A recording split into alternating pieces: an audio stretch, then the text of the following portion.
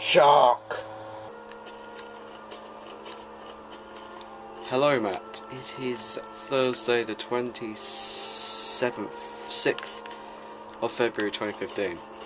Now I'm coming to you from a different angle because I am at the moment playing Minecraft. And I was having too much fun with it to stop.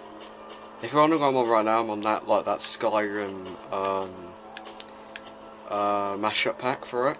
And I am building a world similar to Tamriel itself. It'll have the Imperial City in it, it's going to have all of Skyrim's landmarks in it. And it's going to feel like Skyrim, you know. God, I love that music. Anyway, so, I would like to introduce a couple of new rules. I noticed yesterday, or on Sunday even, you didn't give me a conversation to follow on. Or follow on from any of my conversations. So, that can be considered a punishable offence, but I'm still letting you get on the hook because you've just done a punishment. I mean, the punishment still wasn't amazing, but I'll let you get away with it this time because you've done it twice technically, So a couple of rules I'm going to introduce is... oh, it's distracting me too much. So the rules I'm going to introduce are the fact that gameplay footage needs to be reduced to 2 minutes. Yes, I'm sorry, but 2 minutes of video is enough, I think. Because most of your vlogs have gameplay, and in my opinion it's not what needs to be in a vlog. But 2.0, no gameplay footage, amazing vlog series. So I'm not restricting gameplay footage altogether, I'm just saying 2 minutes maximum. But I need a new rule as well for my vlogs.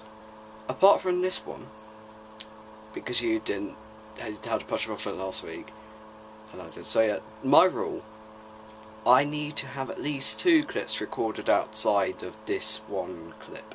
I don't know what it's going to be, but I'm going to record something. Don't have 2 clips that are not of me talking, I'm punished. So I hope those ones are good. Anyway, one of the questions I asked was what movie you want me to review, and you didn't answer it. But then in school you did say Terminator. Or was it someone else said Terminator? Well, someone said Terminator, I thought, yeah, I might as well review them. So, the next few weeks I'm going to be reviewing the Terminator movies. Reviewed Terminator 1 this week, Terminator 2 next week, and Terminator 3 and 4 together the week after. And I don't know when the new one comes out. Nah, I'm probably still going to do the Terminator. So, Terminator 1 today. I'm only doing it because someone suggested it. So Terminator 1 is a 1987, or is it 87 or 84? I think it's 1984 actually. I think Terminator's 1984 sci-fi horror movie starring Arnold Schwarzenegger.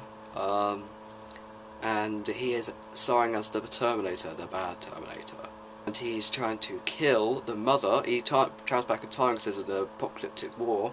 And he's travelling back in time to kill the mother of the one who will be leading the front.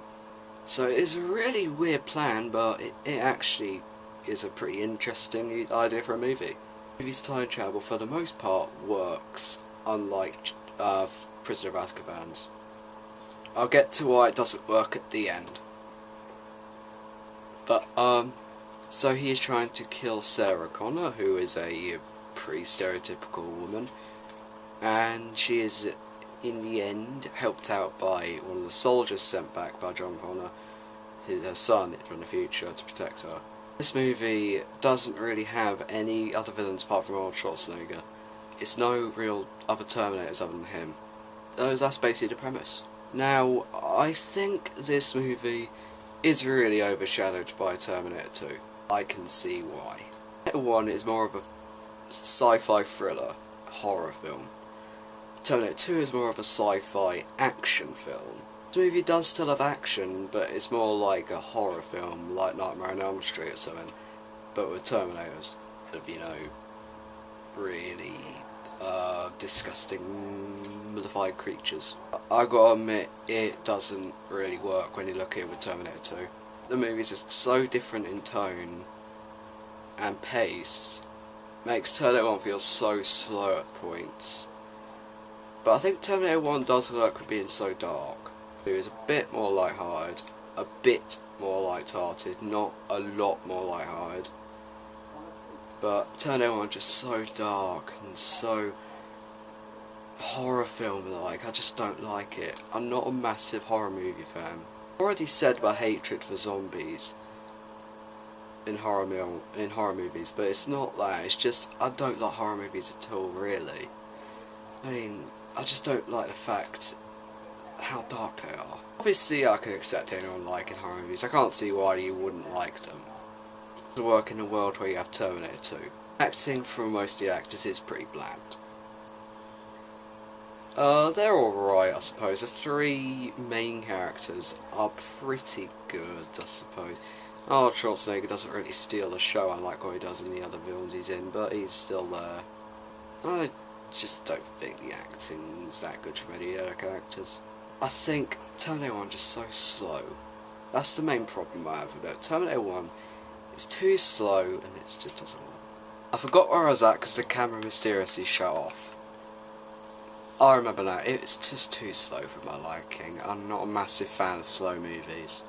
I might have already said that, but I'm just not a massive fan of slow movies. I'd say, if you want to watch Terminator 1, if you're a big fan of horror films, and you want to see how Terminator 2 really gets its story from, I'd say Terminator 1's worth a watch. It's not bad, but it's just not amazing. The climax at the end, like I think I've already said, it is kind of underplayed. It is kind of interesting to see how they did a stop motion for the Terminator at the end. I like that. So overall, I would probably give Terminator 1 a 6 out of 10. I'm not a massive fan of it. I wouldn't recommend to any action movie fans. But here's the time travel paradox. Just wait, let me just play a bit more Minecraft and look at the time.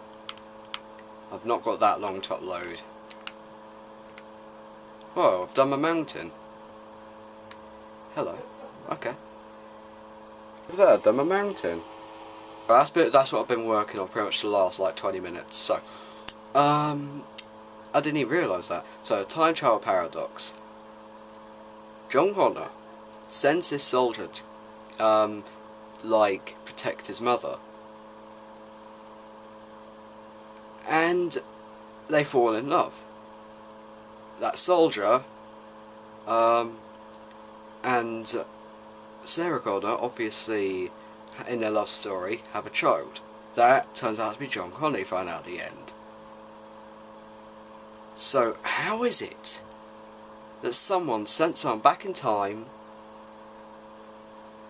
and then they end up producing them? Just don't get that. Like, if he was killed, if that soldier was killed, John Connor wouldn't exist and he wouldn't have existed anyway.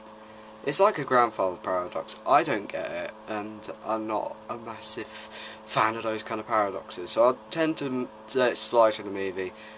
And it is at the very end of the movie that actually gets revealed, so I wouldn't say it is amazingly bad, unlike the one in Prisoner of Azkaban I had to rate it down for. But yeah, the paradox in Terminator 1 is pretty distracting.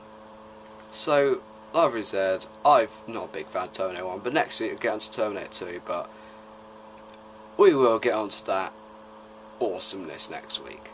Now, let's close off today with a beautiful Minecraft sunset.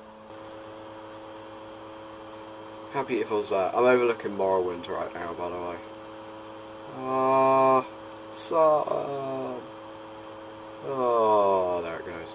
I don't remember my unconventional vlogging style, because I've really been working at Minecraft solidly for the last hour. In fact, what's the time now? 8:41 even. I must get to work on this vlog pretty soon to find 2 clips which aren't from this, which means I'm going to be punished, so let's find something to record. See this? My favourite FIFA game of all time? FIFA 12, FIFA 12, FIFA 12. By the way, it's on Wii, so it's crap. That one, I think I broke. That one is fine. Either way, Matt, I'll see you tomorrow.